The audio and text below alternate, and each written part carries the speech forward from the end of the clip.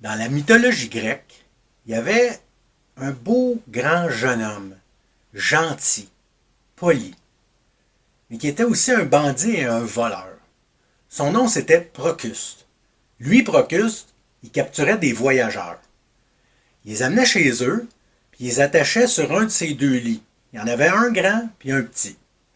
Puis il attachait les grands dans le petit lit et les petits dans le grand lit.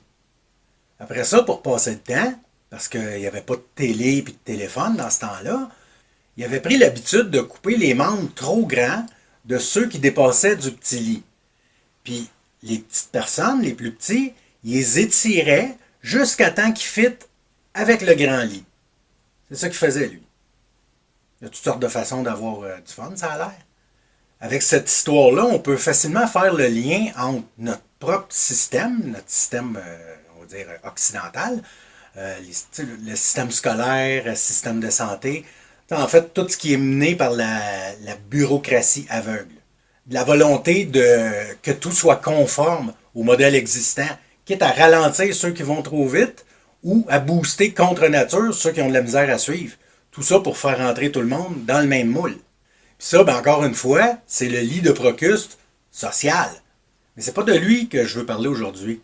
Pas parce que ça vaut pas la peine, mais parce que je pense que ça se passe ailleurs.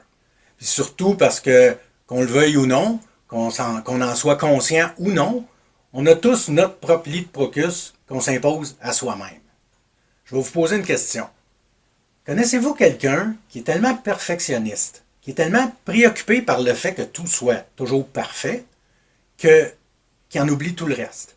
Okay, par exemple, tu es invité chez quelqu'un, puis quand tu reviens chez vous le soir, tu as comme l'impression de ne pas avoir parlé avec la personne, qu'elle n'a pas été là de la soirée, parce que justement, elle était tellement occupée ou préoccupée à ce que tout soit parfait qu'elle a oublié le plus important, les invités. Puis d'un autre côté, il y a ceux qui ont beau avoir les meilleures idées, les meilleures intentions au monde, mais on dirait qu'ils font jamais rien pour que les choses arrivent. Tu sais, par exemple, ceux qui disent tout le temps « Hey, il faudrait bien qu'on fasse de quoi, il faudrait bien qu'on se voit. » Tout ça sont toujours en train de relancer le monde, mais c'est jamais eux autres qui font que les choses s'organisent et qui arrivent. On va les appeler les négligents. Deux extrêmes que, d'après moi, tout le monde en connaît au moins un de chaque. Puis pourtant, dans les deux cas, on va retrouver un sentiment qu'on pourrait appeler d'insatisfaction. Dans les deux cas. Puis ça, c'est malgré le fait qu'il y en a un qui fait plein de choses, puis l'autre qui fait presque rien. Les deux, ils ont pourtant des modes de vie très différents, des comportements et des résultats très différents, souvent même opposés. Il y en a un qui va avoir un gros salaire, une grosse maison. On va résumer ça, hein? Ils vont avoir des niveaux de vie différents. Mais les deux vont avoir quand même l'impression, puis je dis bien l'impression, qu'il manque quand même quelque chose à leur vie.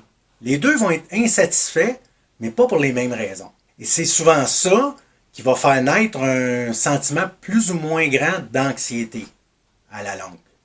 OK, insatisfait, mais insatisfait face à quoi? La réponse, c'est les attentes.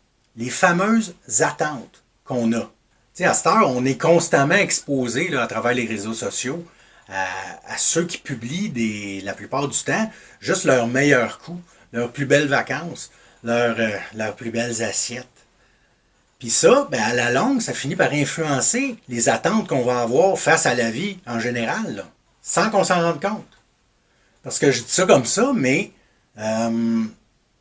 j'ai un exemple, j'ai beaucoup d'exemples de gens qui m'avaient appelé au téléphone, puis la première conversation téléphonique, il m'avait vraiment dit qu'il y avait un niveau particulièrement élevé d'anxiété. Puis quand j'étais allé voir le profil de Facebook de ces gens-là, j'avais de la misère à croire que c'était avec eux que j'avais parlé juste avant. Tellement ils avaient l'air heureux puis que leur vie avait l'air parfaite sur Facebook. Donc les attentes, on fait quoi avec ça? Parce que le problème, c'est pas tant les attentes en tant que telles, mais surtout l'écart qu'il y a entre elles et nous présentement. Puis la première étape, avant de commencer à vouloir les monter ou les descendre, C'est plutôt de voir à ce que nos attentes soient bien les nôtres et non pas celles des autres. Et quoi de mieux qu'un exemple d'un cas vécu, un cas réel, pour illustrer ce que je veux dire. Je vais vous résumer un cas avec lequel j'ai travaillé directement. Et, ben, en fait, c'est pas un cas complet, c'est vraiment une tranche de cas, mais c'est assez pertinent pour le sujet qui nous intéresse aujourd'hui.